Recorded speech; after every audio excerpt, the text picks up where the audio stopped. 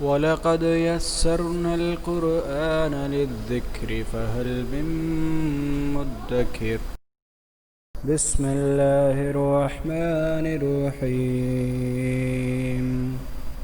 والعاديات ضبحا فالموريات قدحا فالمغيرات سبحا فأثرن به نقعا فوسطن به جمعا إن الإنسان لربه لكنود وإنه على ذلك لشهيد وإنه لحب الخير لشديد أفلا يعلم إذا بعثر ما في القبور وحصل ما في الصدور إن ربهم بهم يومئذ لخبير.